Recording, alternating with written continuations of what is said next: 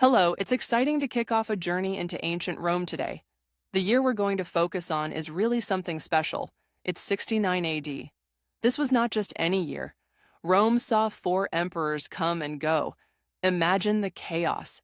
These struggles for power, warfare, and politics are exactly what defined that year. Exactly. And in that single year, we have civil wars breaking out one after another, fierce political rivalries, and so many leaders. It's like a whirlwind where the throne changes hands again and again. This year must have felt endless for the people in Rome, and each emperor left their mark. After the chaos of 69 AD, we dive into one of Rome's most notorious figures, Emperor Nero. His rule was known for many reasons, but mostly for his self-indulgent lifestyle.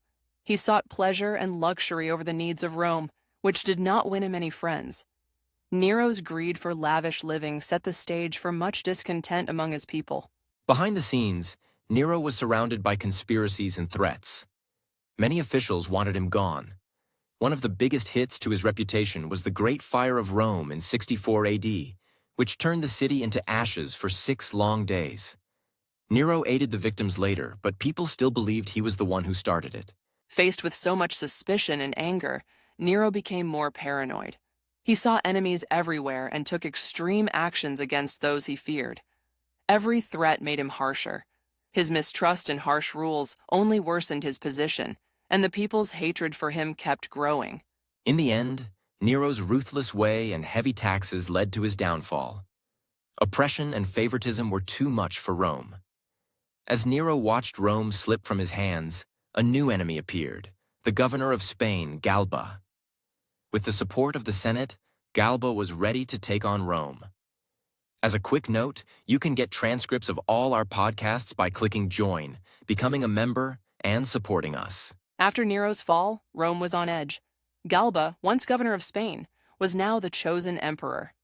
This was a big change. You see, Galba was not from the famous Julio-Claudian family that had led Rome for years. His rise marked a new chapter. The Senate and the Praetorian Guards, who had suffered under Nero, supported him. Galba seemed to promise order and justice after the chaos. Galba was known for being very strict. He wanted everything to be fair, even in small things. But his ways soon brought problems. Heavy taxes were a burden to the people. Some cities in Spain and Gaul faced harsh punishments because they didn't quickly support his rule. This created a sense of unrest and dislike for him among those he ruled. Galba believed in discipline above all else. When he reached Rome, he quickly tried to set things right. Soldiers who were once sailors found themselves back rowing boats, a change they did not want. His soldiers used force to make sure these changes happened. This harshness showed that Galba was not afraid to use power to get his way. But this approach backfired. Galba disbanded a German unit that had been loyal to previous emperors. It was clear to many that Galba's rule was not going to be an easy one. Even beyond Rome, the seeds of rebellion were being planted. To the east, the armies felt ignored. Their anger grew, and so did the number of people unhappy with Galba's decisions. After Galba became emperor, he faced many problems. One of the most concerning issues was the unrest among the legions on the eastern frontiers. These soldiers felt left out and became unhappy with Galba's rule. They expected rewards for their loyalty, but when those promises were not met, they grew restless. Galba needed their support badly, yet he did not deliver what he promised, which made matters worse for his grip on power. The failure to pay the Praetorian Guard, who were crucial in securing Galba's position, only added to the problems. This left the Guard dissatisfied and looking for other opportunities. Additionally, in Upper and Lower Germany, soldiers refused to pledge loyalty to Galba.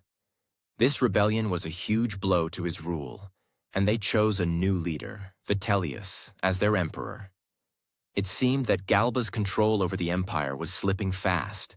Let's talk about Otho. This man had big plans. He wanted to be emperor, and he had a good idea on how to do it. Otho was clever and ambitious. He decided to win over the Praetorian Guard, the elite soldiers who had a lot of power. He knew that if they supported him, he could become the emperor. So he promised them rewards and money. His ambition was clear, and he was willing to take a risk. Otho's plan worked well. The Praetorian Guard saw a chance to gain something for themselves by switching sides. Soon, they were on Otho's team. Otho then became the new emperor. But before that, Galba was still ruling. Otho had to make a tough choice. He decided to act quickly to take power. As a result, Galba was captured and killed by the soldiers. The Senate didn't waste any time and declared Otho as the new emperor. Now, we enter the time when Otho tried to secure his position as emperor. He wanted peace, so he reached out to Vitellius with a plan. Otho hoped for an agreement, maybe even a marriage between their families. He thought family ties might prevent a war, but Vitellius refused. Vitellius wanted the throne for himself, as his soldiers already called him emperor. Otho's ideas of peace were not going to work. Vitellius had a lot of strength behind him. His army was big, with about 70,000 men. These forces were ready to move. Commanders like Caecina and Valens were crucial for Vitellius. They had clear plans. Caecina would cross the Alps into Italy. This move showed Vitellius was serious about taking power. Otho needed to prepare for a real fight, but he was keen on finding a solution without bloodshed. Otho had to face the reality of war. His attempts at peace were over. Vitellius's men reached cities like Placentia, and attacks began. However, Caecina's force did not succeed there. They had to pull back and wait for Valens' group to join. This pause gave Otho a little time. While he hoped for reinforcements from the Danube legions, the situation was tense. Otho knew his forces had to stand strong against Vitellius. It was clear that both sides were getting ready for a big showdown. While Vitellius's commanders were regrouping, Otho set his plans into motion. He wanted to keep control of Rome, leaving his brother there as he took his own army north. Otho felt confident, even with fewer soldiers. He believed his troops had better discipline and skill. But he was in a race against time, with Vitellius's armies nearby, eager for battle. As Otho realized a peaceful solution was out of reach, he prepared for war. He was determined to fight Vitellius and took every step confidently. Otho trusted his leadership and believed his army was strong. Before leaving, he made sure everything in Rome stayed under control. This meant leaving his brother Titianus to handle things there. Otho was ready to take on the challenge, confident that his careful planning would give him an edge. However, not everyone agreed with Otho's rush to war. His general, Suetonius Paulinus, believed in a slower approach. Paulinus advised Otho to wait for more reinforcements, as time would make his forces stronger. But Otho's impatience got the better of him. He didn't want to wait any longer. Despite the wise advice, he chose to listen to his brother and other advisors who wanted quick action. This decision would place Otho in a risky spot. Otho's army had skilled soldiers, and he felt this was enough to win despite having fewer men than Vitellius. Otho was aware of his army's discipline, which he considered a key strength. He was eager to press on and secure a victory to stop Vitellius from gaining more power. The thought of a swift success drove him forward, even when caution seemed wise. His decision to move quickly could have big consequences in the coming days. With Rome left in Titianus's hands, Otho marched north. The situation felt tense as Vitellius's forces were strong and ready. He hoped for a decisive win that would secure his position as emperor. His trust in his troops' skills gave him confidence. But the unknowns of war made the moment anxious. It was clear that Otho needed to be careful, as a wrong move might tip the scales against him. His impatience could be both his strength and his weakness. I hope you have enjoyed exploring this fascinating part of history with us.